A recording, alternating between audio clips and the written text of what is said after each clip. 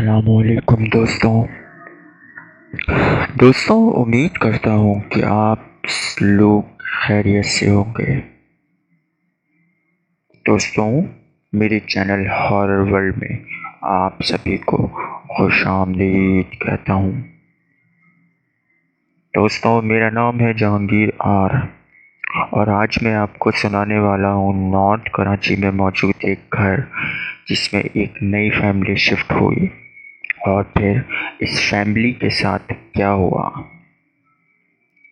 तो चलिए दोस्तों शुरू करते हैं आज की कहानी।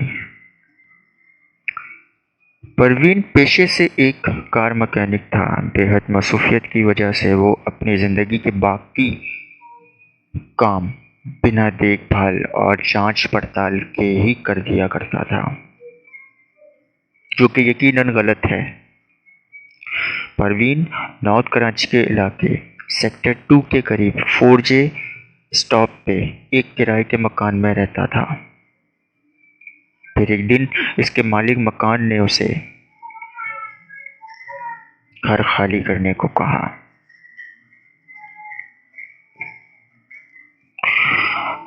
अब काम की मसरूफियत से बेहद लोड था, लेकिन फिर इसने नए घर की तलाश अपने ख्वाहिशात को बताते हुए एक स्टेट एजेंट को सौंप दी, जिसके बाद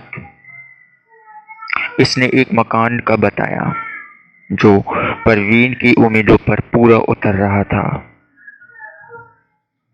खैर, परवीन और उसकी फैमिली ने वहां आनन फानन शिफ्टिंग कर ली। अब आप लोगों को पता है कि नए घर में जाने के बाद उसे मुकम्मल तौर पे सेट करने में कितना वक्त दरकार होता है।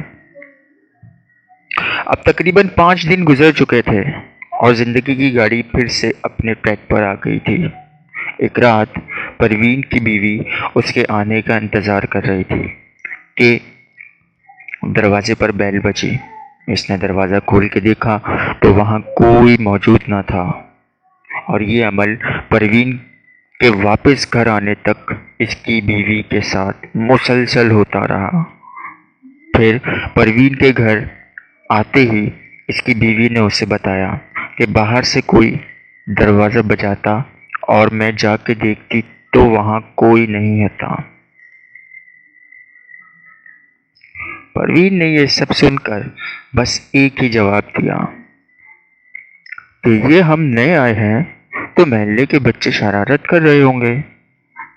फिर एक दफ़ा इसकी बीवी किचन में काम कर रही थी कि बेडरूम से किसी छोटे बच्चे के रोने की आवाज़ सुनाई दी,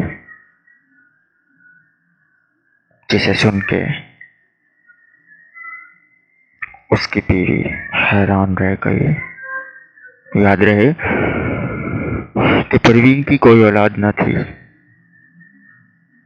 वो दोनों तन्हा थे। जैसे ही बच्चे की आवाज़ आई, उसकी बीवी ने बेडरूम में जाके देखा तो वहाँ कोई नहीं था और उसने ये सोचते हुए इग्नोर कर दिया कि शायद आस पड़ोस में से किसी बच्चे के रोने की आवाज़ आ रही होगी। खैर, किचन में वापस आई और अपने काम में फिर से मसरूफ हो गई। ज़्यादा वक्त नहीं गुजरा था कि दरवाजे पे फिर से एक बार दस्तक हुई। वो देखने के लिए बाहर गई, दरवाज़ा खोला तो फिर से वहाँ कोई नहीं था।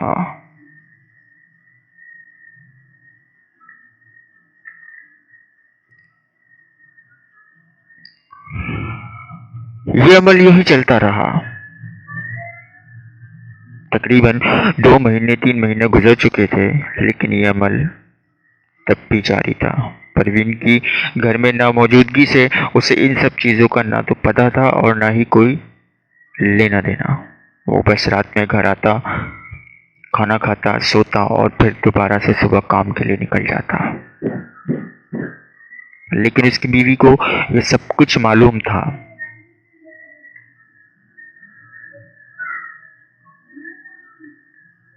फिर एक दिन कुछ ऐसा हुआ कि परवीन की जिंदगी तब्दील हो गई। एक रात परवीन खाना खा के उस घर की छत पे चला गया और अपनी बीवी को कहा कि तुम चाय बना के छत पर आ जाओ। उसकी बीवी किचन में चाय बना रही थी कि अचानक उसे किचन के गेट पे कोई खड़ा दिखाई दिया। उसने देखा तो वहां परवीन खड़ा था।